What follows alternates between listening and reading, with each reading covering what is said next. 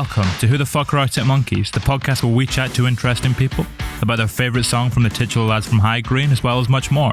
First up for week 1, I'm joined by Matt Wilkinson. He's the host of the Matt Wilkinson Show over on Apple Music, as well as the former new music editor of NME.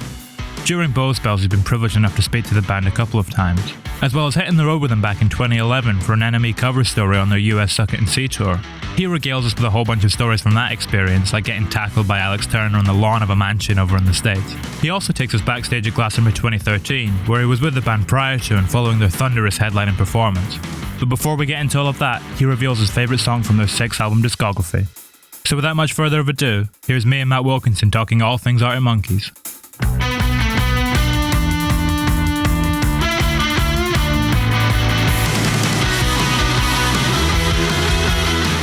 Well, I'm going to go with Despair in the Departure Lounge, and obviously it's a really difficult choice. I could have had about 10. I feel weird maybe not saying Cornerstone, which I think is possibly the best song Alex Turner has ever written. But Despair in the Departure Lounge, which was a B-side to the EP that came out between album 1 and album 2, there is just something that gets me about that song every single time that I hear it. Even from the chords, it's really simple. I think it's only got about 4 chords in it. They're so basic. You can literally imagine him sat on the end of his bed in his house in High Green, strumming the guitar, parents downstairs moaning at him for not like cleaning his room or whatever, and suddenly he comes up with this. And the poetry, the words to it, obviously take you somewhere else entirely, because they are... And I realised this as I heard the song as well. I realised that, he's singing about his life now. And this track came out in that period when they were already huge, but everyone said, well, is it just a one-album wonder? Is the bubble going to burst? Or are they going to be with us for decades, this band? And have we found the new Oasis or Nirvana or Smiths or, an important band? It was kind of unclear at that point. And the great thing about Despair in the Departure Lounge is he sums up his situation so well. There are so many beautiful lines on it. I got the lyrics up in front of me. Rodney and Del Boy one. Oh, the Rodney and Del Boy one is amazing, because we've all been there. We've all seen that clip. Everybody from England and the UK has seen that clip. Everybody has had a moment in their life where they've resonated with that clip. And also he says, got the feeling again, this time on the aeroplane. So you can see him, you're there with him in the aeroplane flying to wherever, the next batch of gigs, and he's got the TV, which is still a novelty at that point, TV in the back of the seat, and it's got Only Fools and Horses on it. You can totally imagine Arctic Monkeys all being into those situations. And I just love it, because I think with Alex, right, he's very good at melancholy, and melancholy is best when it's written by British songwriters. Americans can't really do melancholy that well.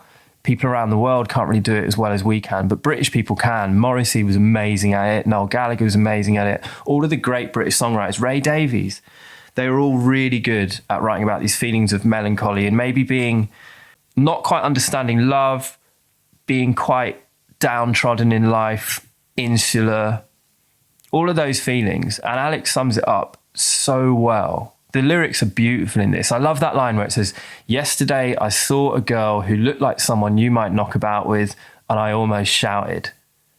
I've been there, I've been in that situation, and it tugs at the heartstrings. You know what it's like when you've gone through a breakup or something like that, or you can't get the girl that you want, and it really, you go insular, you look inside, you look in on yourself. This song is the sound of that. There's such an innocence about it too, though. And that's where the sadness comes from to a certain extent. There is. He's a little bit of a lost dog in it. Yeah, he's a rabbit in the headlights.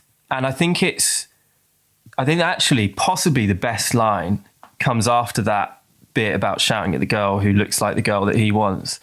And it's that line that says, and then reality kicked in within us. It seems as we become the winners, you lose a bit of something and half wonder if you want it at all. That's about that position that Arctic Monkeys are in as a band at that point, I think. That's saying we've been given everything that we've ever wanted. We are on the cover of NME, we're number 1, we're headlining festivals. But actually, in order to get here and to stay here, I have to give up my innocence. Do I really want this? He is at that point, he's literally at the edge of the cliff where he could turn back and go back to his parents' house in High Green and just, you know, do a Lee Mathers from the Lars and say, actually, music's not for me. I want a normal life. That's what Andy did, wasn't it? Which is possibly what Andy did. Yeah, I mean, I've never really worked it out. I'd love to interview him. And I know he's done bits and bobs recently where he's spoken about it. But yeah, I mean, I could never work out whether he was pushed out of the band because they weren't getting on or something, or whether it was his decision. I'm not too sure. My kind of impression of it was that it was just a little bit much for him. Which is understandable because they were huge. They were bigger than the Libertines were on their rise. They were probably as big as the Strokes were. And I would say the Strokes were probably as big as Oasis were, but not for as long. Oasis were that big for 3 or 4 years, whereas the Strokes had it for like a year, and Monkeys probably had it for a year. But that's the level we're talking about, which is as big as it gets. Monkeys got it again though when AM came out. Yeah, they did. That was what was so exciting. Yeah, that was great because I think actually possibly my favourite Monkeys album is Suck It and See. And again, it's that melancholy thing. That's the most melancholy record they ever released. And it's a heartbreak record. It is about him becoming single again, as far as I can tell. If you read into the lyrics, it seems like that's what the situation is. But it was such a left turn out of Suck It and See to come back with AM. And you kind of knew, like I was at NME at that point, and we loved Suck It and See, but I don't think it sold as many. It's possibly their worst selling album. I may be wrong on that. So it was clear that, well, first 2 records, huge. Humbug is a bit of a left turn because it sounded so different, but it still sold a lot. And it had key tunes on it, like singles were all massive. And then Suck It and See came out and it was more understated. And I think if they'd have come out with another record that sounded like Suck It and See, they would still be together as a band making great music, but we might not be here talking about them on a podcast. It might have just got a little bit smaller and a little bit smaller, which is kind of what happened to the Coral in a way. They never put a bad record out, but they went from being a band who were top 3 in the singles charts to just having a solid audience. Whereas what Monkeys did with AM is they managed to come back with a record that was as big as their debut album. Who else even does that? I can't really think of many other artists who do it. Not in that kind of world. More hip-hop, you can see that happening, but not in the band world as much. Yeah, totally. You were on tour with them for the Suck It and See record for a little bit, right? That was when you went there with NME. Yeah. So I started at NME in 2008, which was around the time Humbug came out. I think Humbug was already out by that point, and that was the one we were playing. And then I remember hearing Suck It and See in the office a few weeks before it came out and just falling in love with that record. I just think it's masterful Britpop songwriting, really. And I was still fairly new at NME, so the idea of doing an interview with Arctic Monkeys was unachievable. But by the time the end of that record came about, and they'd been on tour for about a year, and they moved to the States properly at the start of that album. So the story had kind of grown a bit and changed a little bit. I'd been at NME for like, I don't know, a couple of years by that point, and I got the call to go on tour with them, which was amazing. I didn't have to pitch for it. I can't remember why I got the call and no one else did. It still surprises me now because I was kind of a junior writer, and it was a dream job. I'd barely been to the States at that point, especially for work. I think the first US trip I did was a band called Sleigh Bells about a year before, and it was the first time I'd ever been to America. And what I noticed was there's no money in music by 2010, 2011, in the music industry anyway. I think the 5 years before that, people from NME were flown out to do like a week on the road, all expenses paid, 5-star hotels, you know, all that kind of jazz. When I did that Sleigh Bells trip, it was literally me. There wasn't even a PR at the other end. So I get to LA and I'm like, I don't even know anything about this city. I'm trying to walk around everywhere, which you can't do in LA. So I'd done that. And then the next trip I did was with Monkeys. But again, there wasn't really any budget for it because that's just the way the industry was at that point. Even though this was going to be a cover story and it's a big deal because it's Monkeys, the only date we could do was Fort Lauderdale because I think it worked for us in terms of our print deadlines and for the band in terms of how busy they were and whatever. But the long and short of it is that me and Dean, the photographer, a guy called Dean Chalkley, flew out on our own we weren't met by a PR or anyone the other end. We had to hire a car from Florida Airport and drive to Fort Lauderdale. I'd never even heard of Fort Lauderdale at this point. Do you know anything about Fort Lauderdale? No, did Louis Theroux not go there at one point in a documentary? It would That's make about sense. The extent of my if he did, knowledge. It would make sense. And what I'll say about Fort Lauderdale is it's the brattier sister city to Florida. So Florida, everybody knows, is big and brash and very, very American and gung-ho. Fort Lauderdale is smaller, weirder, 2 hours down the road. It's a suburb, effectively. It's a suburb city. And we drive there and we get there late one night. I think we must have arrived at like 10 p.m. because we didn't go out anywhere, me and Dean. We just checked into our hotel and went to sleep and tried to beat the jet lag. And the interview is the next day. And we wake up and I open the curtains of my hotel. Haven't seen Fort Lauderdale yet because it was dark when we arrived. And I see all these people lying on the grass in front of the hotel, like hundreds of people. And I'm bleary-eyed and I'm kind of trying to work out what it is. I'm like, is this some weird like flash mob thing or something? Or like, what are those people doing? And it took like a minute or two to realise, oh no, actually they're homeless people. And I've never seen that many homeless people collected in one place sleeping before. It was kind of like a tent city type thing. So that really opened my eyes and I was like, wow, this place is kind of next level. In Florida, everything is perfect to the point where there's no soul. Nothing against anyone from Florida. I'm sure there are lovely places there. But Fort Lauderdale was gritty. And me and Dean went for a walk that morning to suss out some places to go and photograph the band. And it just looked amazing. And I have to say, on Instagram, I see so many pictures from that shoot reposted. They're the ones where Alex has got his quiff in full-on quiff styling. He was in 50s mode by that point, wasn't Yeah. And he actually said to me, he actually went midway through the photo shoot to find a toilet in a rest stop or something to go and apply more pomade to his hair, which I took the piss out of then, but without realizing how seriously he took that and how great he looked as well, because it worked.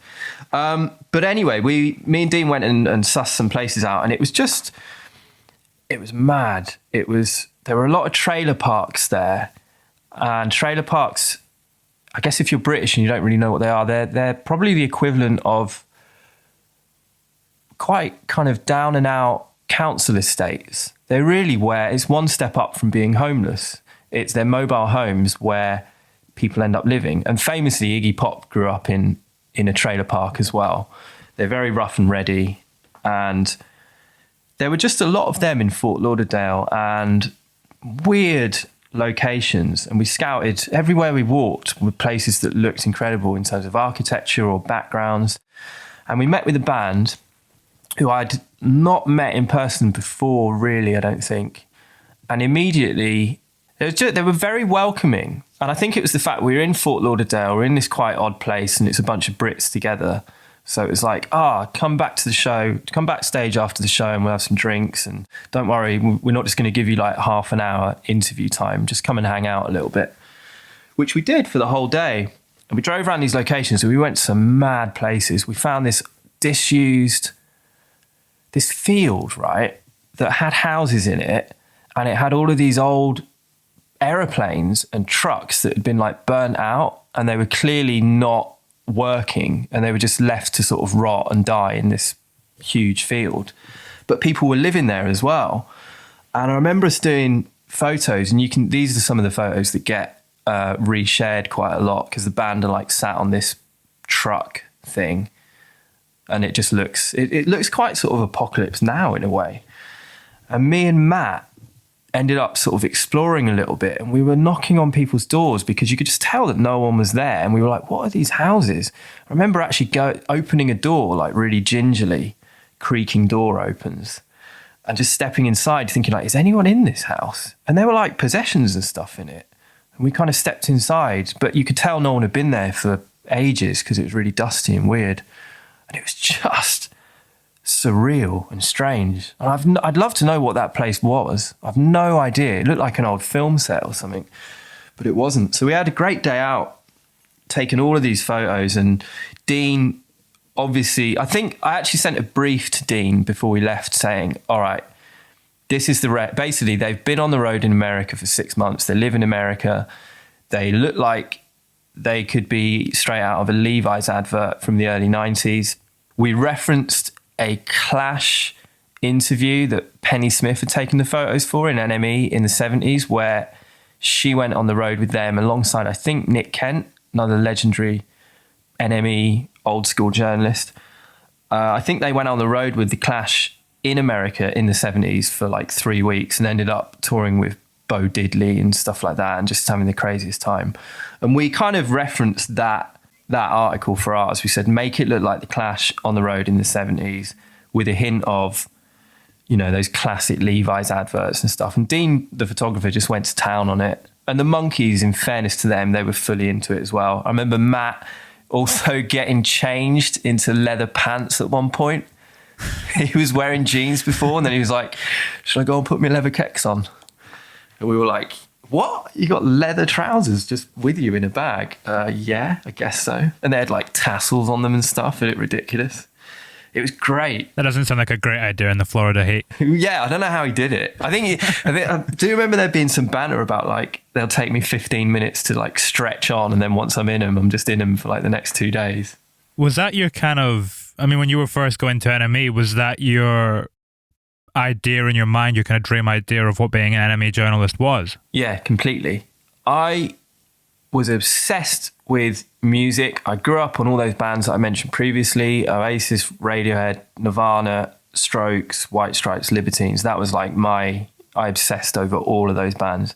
And I read articles where people went on the road with those bands. So there's a great book by a journalist called Paolo Hewitt called Forever the People, where I mean, God knows how he blagged this.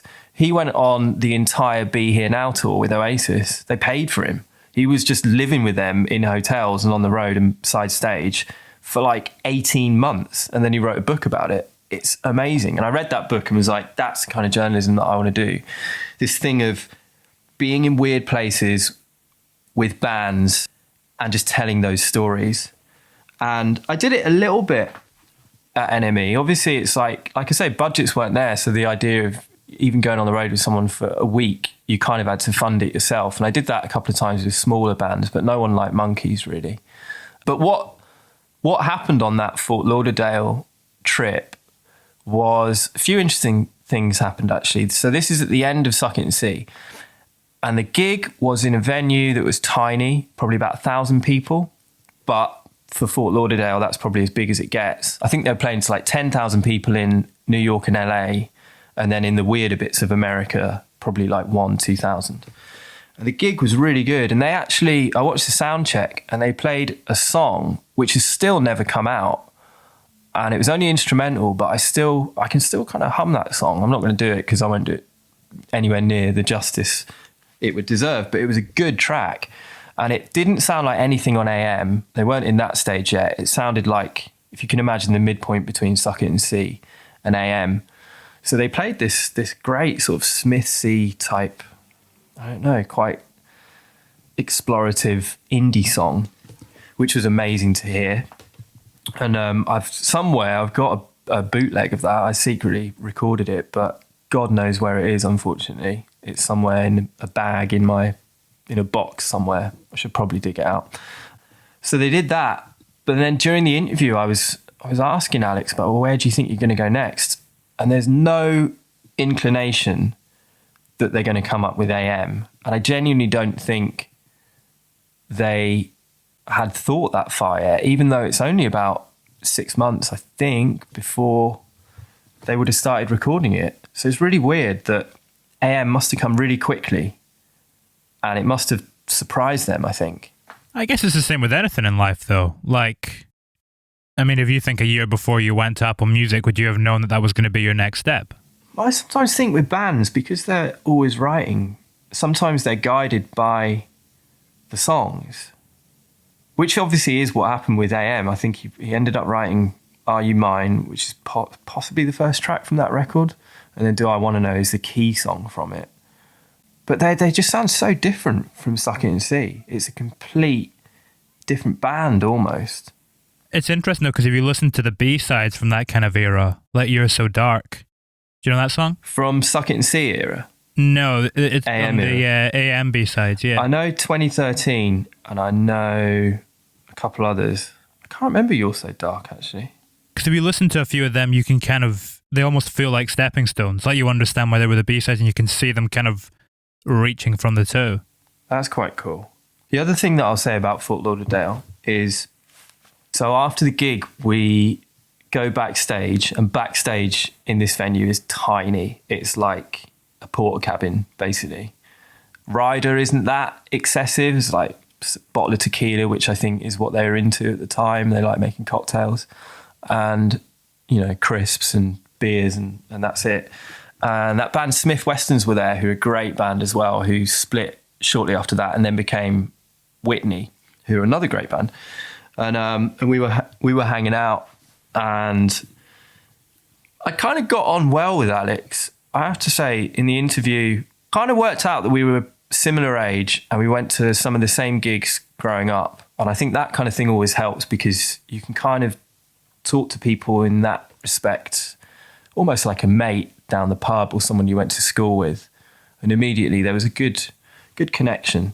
And we ended up going to this party at some guy's house, which I wrote about in the NME article. And I call him the Cone King, because the story is this guy had met Alex somewhere months before and then said, when you come to Fort Lauderdale, I'm going to have a party at my house after the gig. Please come along. My house is massive. It's amazing. And that's what happened. And suddenly we're in this backstage room, just like playing tunes on a stereo. And this limo pulls up, but it's like a kind of limo that you rent in the UK for like a party for a bunch of 15-year-old kids. It's like a cheesy limo rather than like a Rolls Royce type thing. I remember all the band piled in the limo and we're like, come on, we're going to this party. Here's the address. I don't know who the guy is, but just come along. And then me and Smith Westerns couldn't fit, so we had to like pile in a taxi, which is a bit sad. I'd have preferred to have got the limo. And we pull up to this house, and it is literally like the Fresh Prince of Bel-Air house. It's probably the nicest house I've ever set foot in my entire life. It looked like the White House. It had a massive lawn out the back and a lake out the back with a full-on massive boat in it as well. They did not do things by halves, these people. It was huge. And we have this party, and I guess there were like 20 or 30 people there. And initially there were the whole band and Jeff, their manager, who's a lovely guy as well. Jeff was amazing on that trip and just total right guy for that band. I think that was pretty much it. And the funny thing is that all the rest of the monkeys, everyone apart from Jeff and Alex, left because they had to get a flight at like 8 a.m. the next morning. And Turner was having so much fun, just like kicking back, and like everyone was in the pool and getting drunk and, you know, just partying basically. Turner was like, fuck it, I'm staying. And Jeff stayed to kind of mind him, I guess, and make sure he got home eventually. And he missed his flight to the next gig because we were still there at 8 a.m. the next morning partying. I can remember him rugby tackling me at one point on the lawn, like slow motion rugby tackling me at 7 a.m. by Alex Turner, which is one of the more surreal moments of my life. That sounds like a dream. It was like, have you ever seen Almost Famous? Yeah, a long time ago, a few years back. So the scene in that, and it was not as extreme as this, no one was on acid, but there's a scene in that where they all take acid and the guy in the band gets up on the roof and he's on acid and he jumps off into a swimming pool and it's really sketchy. Alex was not, this is not correlating to Alex in any way, by the way, let's just make that clear. But I felt like the kid in Almost Famous, where 1 minute you're kind of in an office writing journalism stories and the next minute you're at a party in a mansion in the middle of America with a really big band, and it's just crazy. It was amazing. I remember you once said that he was one of the two smartest people that you'd ever interviewed. Yeah, him and Pete Doherty, which sounds funny because I know Pete Doherty has a lot of... People like to take the piss out of Pete, but actually Pete is a really intelligent guy. And the reason I said those two is because they are they're really poetic in the way that they talk as well. And obviously you can hear it in their lyrics. Pete's lyrics are amazing, like Alex's lyrics. They're very wordy. They get amazing rhymes that most people can't even come close to. And with both of them, what I've found, and I've been lucky enough to interview both of them several times in depth. So we're not just doing like 15-minute interviews. We sat down for an hour and it's private and you can really connect with someone. They say these things that they go over my head until I listen back. And I think, wow, that what you've just said there, that sentence about doing your washing on a Sunday night or something really inconsequential, the way that you've said it and the words that you've used are really poetic. And you talk your lyrics. They naturally talk their lyrics. I imagine John Cooper Clarke is the same. I imagine Morrissey is the same. Do you know what I mean? They kind of, I don't think they can help it. Someone pointed it out to me the other day. There's a line in another Monkeys interview that I did for Apple where we were at Osheaga Festival in Canada and we got Matt and Alex a few hours before they headlined. So it was a short interview and it was on camera. So it was kind of more, it changes things. When you put cameras there, obviously it's not quite as intimate, but you can still connect with guys like that because they're just good music people, Matt and Alex. They can talk about music really well. And Alex in that interview said something like Holyfield in the final round or something like that. And the way that he said it, when you listen back, you're like, shit, that literally, you could just drop that in a Monkeys tune. It's the bit where they're talking about the single going to number one, isn't it? And they're down the pub, yeah, and everyone starts cheering. Yeah. Which is a beautiful moment, actually. And I've had a couple of those chats with Alex where I sort of felt confident enough to say, your life's incredible. Do you ever just pinch yourself and just think, wow, I was a normal kid in school in Sheffield, and now all of this has happened to me.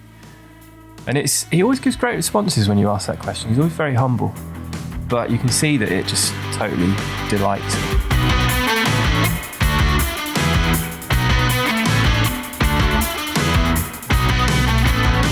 After the Suck It and See tour interview that we did, which we all got on, the band and their management seemed to like the piece. And I think the thing with Monkeys is they're really well managed and they don't let that many people into the inner circle. And as soon as they get someone on the press side who they feel they can connect with, you're kind of set.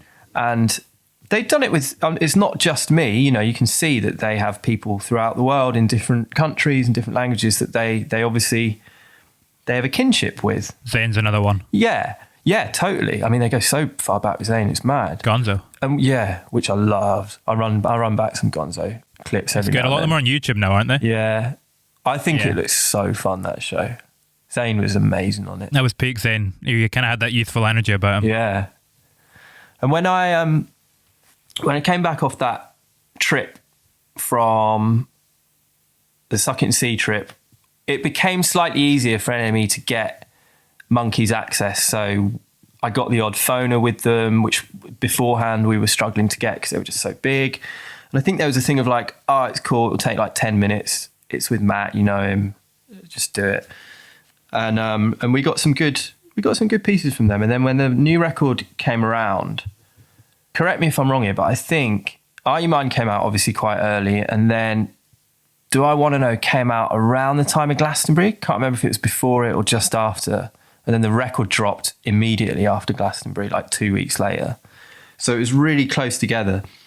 And we knew, right, Monkeys have to be our cover for Glastonbury 2013. And I sent this pitch to Ian and Jeff, their management, saying, look, I know you're going to be on proper shutdown, because normally what happens is when bands are touring, they don't do press. They do press before tour and then they go on tour, so they don't have to mix the two. But with this Monkeys thing, obviously they've got the album coming out soon, so they had to do a bit of both. And I sent this email to Ian and Jeff saying, can we shadow the band for the whole day? I know this access is going to be insane, but the piece will be brilliant. And they agreed to do it. We couldn't believe it. And they were like, yep, you can have a phoner with Matt the night before. You can do an interview with all the band the morning of at their hotel. You can meet them just before they go on stage, like half an hour before. And you can meet them after they come off stage, like 5 minutes after as well. And I'm like jumping for joy. It's me and Dean again are shooting it. And we're like, fuck, man. Even like, it's just insane. Like Glastonbury headline band, like to get that kind of access was beyond my wildest dreams.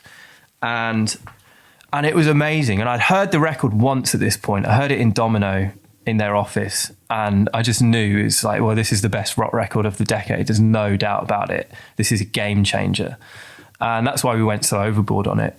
And in those interviews that we did, Turner did his famous line where he said, oh, it's like Ike Turner with a bowl cut riding a Stratocaster across the desert, or whatever that line is, which I just think, obviously he pre-thought that because he said it in a few interviews. But at that point, I'd never heard it. And I was like, wow, that's the pull quote for the thing. And I think we did put it on the cover. And I was just like, I was so into everything they said in that interview. They were amazing. They fully had this aesthetic for AM. They knew it was good, basically. They knew it was really good. So they knew that their interview game had to be good as well, which is possibly why we got all that access on that day. And actually what happened is we got so much content that we ended up splitting it over 2 different issues, which we genuinely hadn't thought we were going to do. Normally in these interviews, you get 20 minutes and you're kind of struggling to fill like 10 pages sometimes. But with this, it was like, I went back to Mike, the editor, and I was like, you know what? I reckon we can do like 20 pages. We do 10 pages about Glasto. And I think I've got enough to do another cover in 2 weeks' time, all about AM, which is what we did. And I think we even did a third one like a week later, which certain people like the Vices and whatever started taking the piss at that point. But I stand by it because that record was huge and it demanded that kind of attention. And I've got to say, those interviews pre and post the gig, they're only short. I only got like 4 or 5 minutes with them, and we're literally like backstage at Glastonbury, so it's chaotic. They're in this little bubble. It's properly like you are in the eye of the hurricane, because with them it's quite calm, but you're just aware that everything going on around them is mental. And it's quite interesting because before they go on, you can hear nerves in their voices. You can hear them, they're just a little bit shaky. They're not saying they're shaky or nervy. They're saying the opposite, being like, nah, it's fine, we've done it a million times. But you can just hear a slight difference in their voices. And then after the gig, I go backstage, I'm led into this room. It's like Fort Knox to get in there, you know. And there's literally about, 5-10 people there. I couldn't believe it. I thought there'd be loads of people. There's like band, management, our photographer, me, and like a couple other people. And I think even Emily Evis might have been there. And I remember there was a massive bottle of champagne, one of those like 3-foot bottles that you get that you can't even lift, and a cake of the Pyramid Stage as well, a massive cake. And like, congratulations, you've just headlined the Pyramid Stage. Thanks, from Emily and Michael Evis. It was amazing. And I spoke to all the band and I had a drink with them, and they were just sky high. It was like they're on another planet in terms of the atmosphere and how happy they were. And you could just tell that they were loving it. And it was so good, man. It was such a good thing to do. How would you compare the aura around them at that point to 2006 when the first album dropped? As big, but totally different. Well, maybe not as big, because 2006, it was like even my mum knew who they were. But it was massive. And it was the fact that that record had real weight to it. And I'm not saying the ones previously didn't, but it was just undeniable. Every single song on it was amazing. The sound was so different. You could clearly see, you can cut the DNA up on that album like it is a cake. You know, you can say, right, these are the backing vocals, like from Tupac or Dre or whatever. These are the 70s Motor City rock influences. These lyrics are John Cooper Clarke inspired or covered. You know, it's so easy to get into that realm of saying, well, this one references Velvet Underground a little bit. But what holds it all together is them and this story. And I think it also became quite tantalizing for fans as well, because as Brits, we love looking over and seeing what America is up to.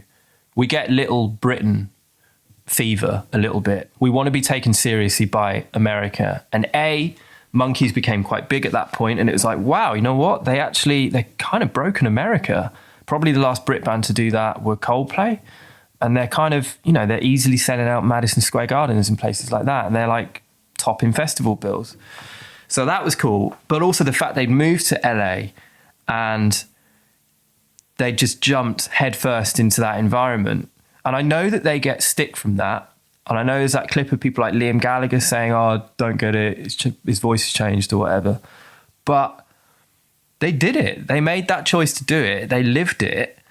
And they ended up coming out trumps because they wrote a 5 out of 5 or a 10 out of 10 record about that experience. And arguably, I would say Tranquility is almost like the Hangover record. And that's 10 out of 10 in my opinion as well. Tranquility is almost looking back and processing what happened with the record prior to it. I think so, yeah. Which is going to be really interesting to see where he goes next. Because I'm not sure. I know Matt still spends a lot of time in LA, but I'm not sure if the others do.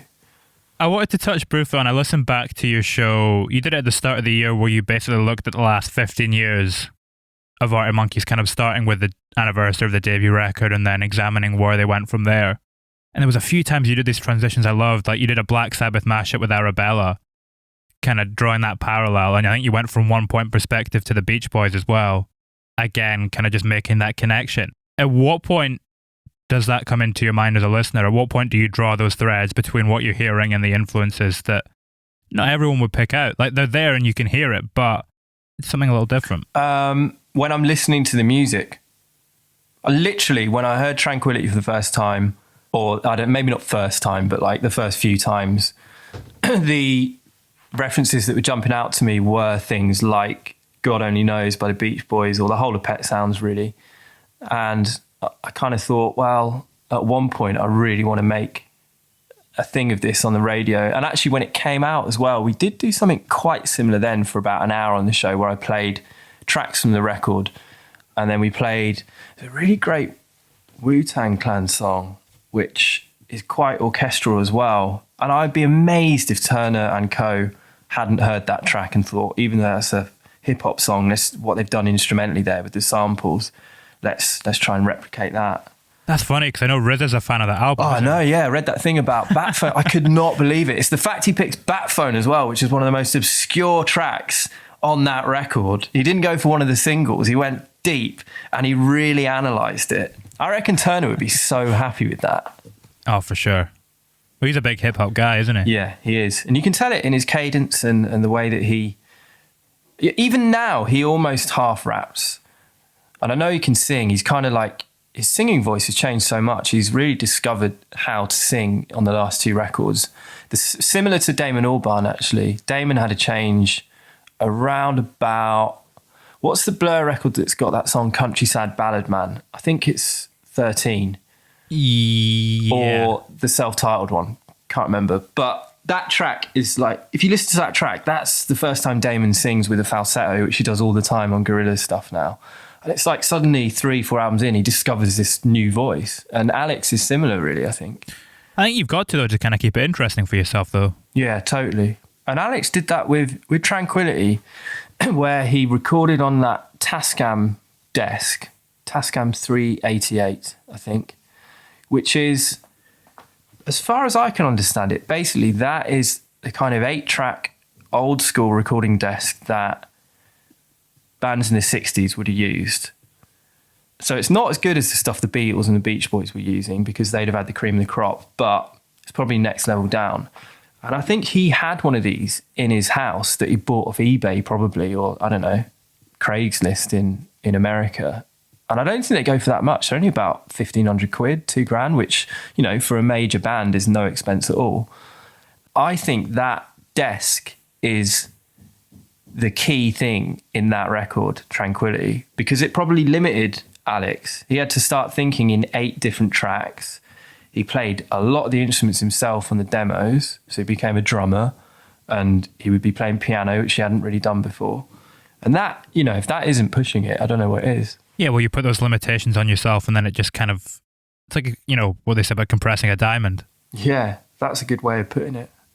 I love that record as well. I think it's quite funny because when it first came out, people were like, oh, it's just too weird and too meandering. But you're going back to it now is like, I don't know, it's like putting your favourite sweater on or something. It's so good. It's aging like a fine wine. Yeah, it is. And I wonder whether AM will age the same, or whether, because AM was more immediate, sometimes immediate records don't age quite as well. But then that first album's held up. Yeah. And it was immediate in the same way. It has. They kind of, well, mate, I don't know, mate. I was going to say they all have, but then I suspect Suck It and See might sound weird in 10 years' time because it's produced like a guitar record, whereas AM is produced like a hip hop record. So the bass is really big. But I wonder if Suck It and See will take on a vintage sound, because it's really just about kind of capturing that live room atmosphere. In the same way that those kind of punk records from like the 70s have that feel about them. It's very Buzzcocks, isn't it, that record? Yeah. Power pop. But some of my favourite songs Monkeys have ever done are on that record. I've got to say, I think Hellcat is just brilliant. That's like the sister song to Cornerstone in a way. Yeah, a little bit. They still play Don't Sit Down live as well, don't they? Yeah. It's kind of a mainstay in the set, yeah. I think that'll be there for ages as well. I think that's pretty much the only one from that record that made the cut. Because you can kind of hear a little bit of AM in it. It's got that growl to it. It's one of the first tunes they did. Well, actually, I guess that's maybe wrong because Humbug had a lot of this, but it sounds quite sort of Queens of the Stone Age. But again, because of the title and because of the lyrics and because of the fact that he does the Macarena in the middle of it, it's undeniably comedic in a kind of British, slightly off-kilter, Beatley way, which he does perfectly, and they do perfectly as a band.